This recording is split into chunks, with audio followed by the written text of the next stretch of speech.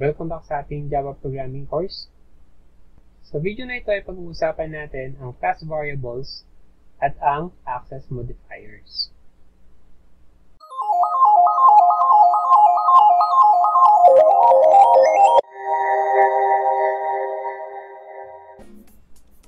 Kung nagsisimula pa lang tayo mag-program at hindi ang Java programming language ang una nating ginamit, malamang ay na-encounter na natin ang terminolohiyang local at global variables. Ang local variable ay ang mga variable na nakadeclare sa loob ng function at maaari lamang magamit sa loob ng function kung saan sila i-declare. Ang global variable naman ay mga variable na nakadeclare sa labas ng functions. Kadalasan itong nauunang i-declare kaysa sa mga functions na gawa natin. Sa programming language na C at C++, ang mga global variable ay ang mga variable na nakadeclare bago ang main function.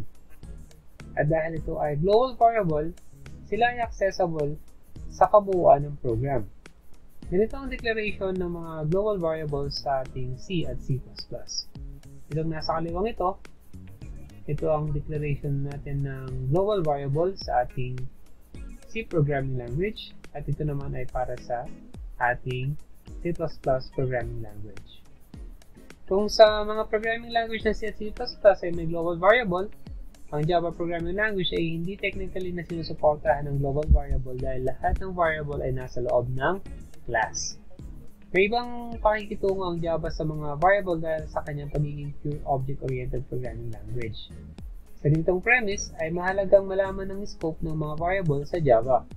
Kapag sinabi nating scope ng variable, ito ay tumutukoy kung saan magiging visible o accessible ang isang variable at ang kanyang value. Para sa discussion natin na ito, sabihin natin na ang Java ay mayroong tatlong type ng variable. Ito ay ang local variable, ang object variable, at ang class variable. Para makita natin ito, buksan natin ang ating program na ginamit natin sa nakaraang discussion. Dito sa ating student class, ang mga variable na nakadeclare sa parameter ng ating constructor, itong mga to, itong parameter ng ating mga setter ay tinatawag na mga local variable. Accessible ito within doon sa function kung saan sila i-declare. Itong name, age, at saka course nito ay accessible lang dito sa constructor na class. Itong name na to ay accessible dito sa name.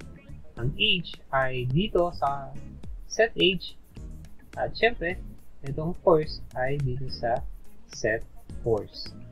Kaya itong parameter na course dito sa set course at itong parameter dito sa course ng ating student constructor ay hindi magkaparehas kasi sila ay mga local variable within dun sa mga functions.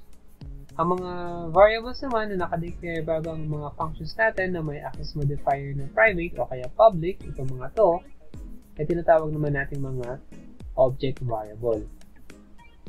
Ang mga object variable ay accessible sa kabuuan ng ating class. At syempre kung ito ay nakadeclare na public, ang mga variable na ito ay accessible hanggat buhay yung ating object. Okay? Dito sa ating test student, alam natin na ang object natin ay itong std01 at saka std02. Magkaiba ang object na ito, pero isa lang ang template na ginamit nila. At ito ang student class.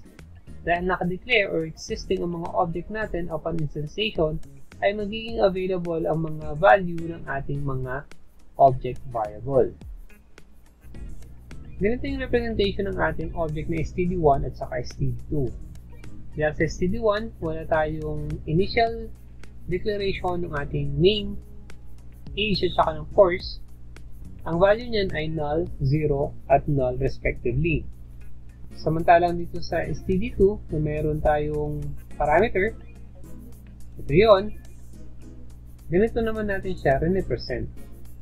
Yung name, yung age, at saka yung course, yung set 34 at this IT respectively. So, kung papansin natin, magkaiba ang object, magkaiba yung instantiation na naganap. Pero iisa lang yung ginamit nating template. Okay? Ang class variable naman natin ay mga publicly declared static variable. Tulad dito ng mga property, maliban sa ito ay nakadeclare bilang static. Kaya tinatawag din ito mga static property. Ang mga static property ay accessible hanggat ang class ay existing. So, halimbawa, dito, mag-declare tayo ng public static na count student. Tapos, initialize natin siya ng 0. Dito, gawin natin, sabihin lang natin na this dot count student plus plus. Dito, ang ginagawa lang natin ay nagdadagdag tayo ng value na isa dito sa ating count student kapag mayroong instantiation doon sa constructor na walang laman. At syempre, gagawin natin yan sa ating student na mayroong parameter. Ngayon, kung gusto nating i-access itong student count, pupunta tayo sa ating test student at sabihin natin, ganun lang tayo, system.out.println para na magkaroon tayo ng hiwalay na output. And then, sabihin natin dito na total number of student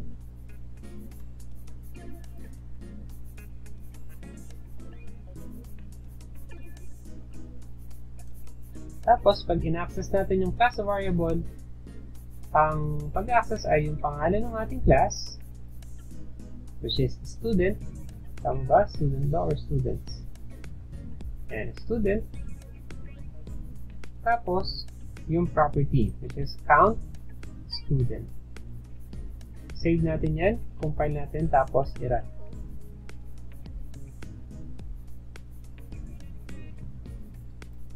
Kailangan natin sabihin yung data type. Save. Compile. Run. At papansin natin, sinasabi natin na total number of student is 2. So, tatandaan natin na ang ating class variable, ginagamit natin ang ating class name para i-access ito at hindi yung object. Okay? Ano mangyayari kapag nag-instantiate tayo ng bago? Siyempre, gawin natin itong free,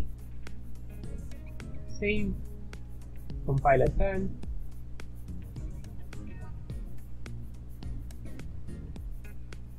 and 3. So, mapapansinin natin, magkakaiba yung pag-access natin, pero nananatili yung value ng ating count student. Hindi mawawala yung value ng ating count student hanggat ginagamit natin yung ating student na class. Kaya dito, hanggat gumagana yung program natin, ay accessible yung ating count student. Okay? Sa mga previous video natin, nakita na natin ang kaibahan ng public at private access modifier. Ngayon naman ipapakilala natin yung access modifier na protected.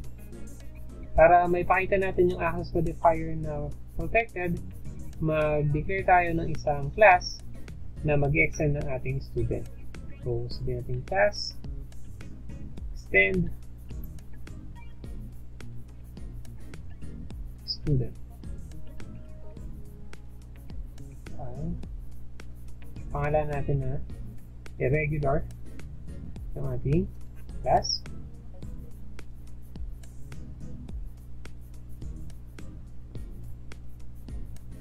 Tapos dito, gawa tayo ng isang protected na variable, string Tapos, status. Ang default value na to ay regular.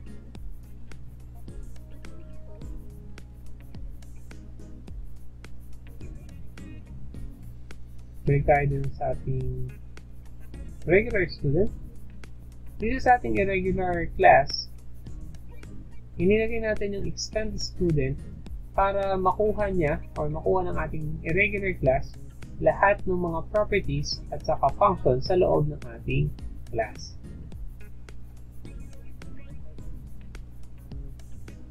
Ito ay tinatawag na inheritance. Hindi na natin kailangan pang doblehin itong mahabang code na to kasi alam naman natin na yung ating irregular student, kailangan natin mag-set pa rin ng name ng course at saka ng kanyang age. So para maiwasan natin yun, dahil nasa object-oriented programming na tayo, sa inheritance, extend mo lang yung ating class na gusto mong gamitin at lahat ng mga functions at saka property mapupunta na dun sa class na ginagawa natin. Ngayon, ang gusto ko lang ipakita sa inyo ay paano kung gusto natin baguhin itong value na to. So dahil naka-extend naman itong ating irregular class sa ating student, pwede na nating ma-access yung ating status.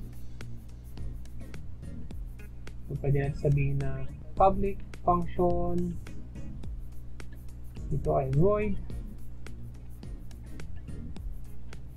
set status, lagyan natin ng parameter na string status, tapos sabihin natin this.status equals status. Siyempre, kung meron tayong setter, kailangan natin ng getter.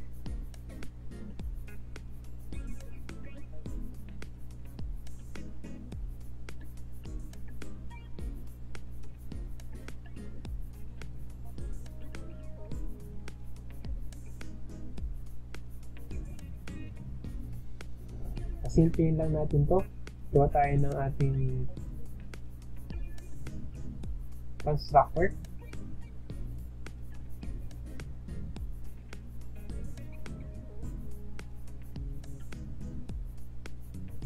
Tapos magkasay lang tayo dito ng pangalan.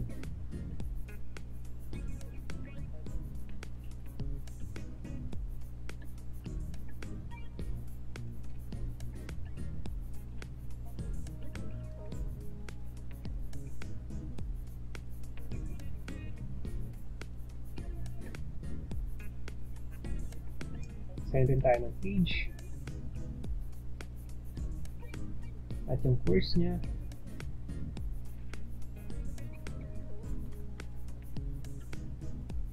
Sinasimple lang natin ito para hindi na masyadong humaba yung ating program, pero dito ginagawa lang natin, sineset lang natin yung ating name, age at saka course dun sa ating constructor na irregular.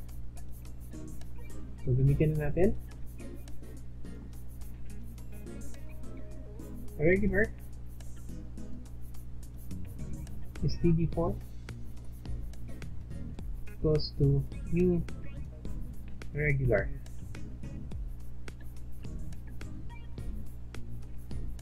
Okay, pinakalimutan pa tayo dito. Kailangan natin yung ating class variable. Hindi natin this that count student plus plus. Okay.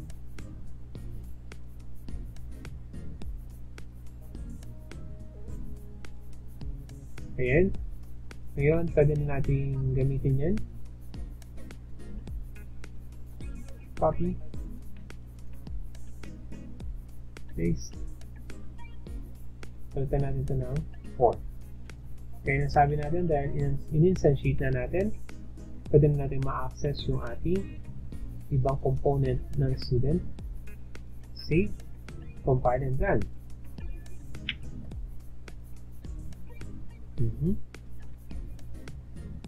Incompatible type daw kasi wala tayong return type. Okay, dito void, dapat ito ay string. Save.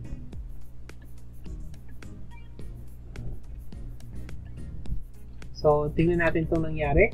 Kasi natin nagkaroon tayo ng error dito sa ating mga private properties. Kasi, hindi raw ito pwedeng i-access ng ating irregular class. Pero kung papansinin natin, yan o, hindi ito daw gumagana, hindi ito pwedeng gawin.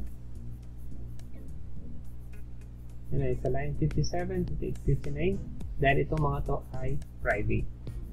Pero, hindi siya nagreklamo nung ina-access natin yung status. Okay? So, kung gusto natin i-resolve, gagawin natin itong protected.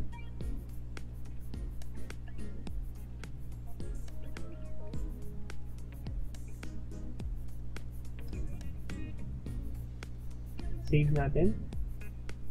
Compile. At run. At, ayan, gumagana na yung ating program. So, tandaan natin, no, yung kaibahan. Kapag public, ito ay pwedeng ma-access sa lahat ng bahagi ng ating program. Hanggang ginagamit natin yung ating object as access reference. And then kapag protected naman, accessible siya dun sa class kung saan siya dineclare at dun sa kanyang child class. Okay? Kapag private, hindi mo siya pwedeng ma-access sa kahit na saang bahagi ng program maliban dun sa class kung saan siya na-declare. Dito na muna natin tatapusin discussion natin. Sa mga next video natin ay pag-uusapan naman natin ang arrays at array list. Until next time!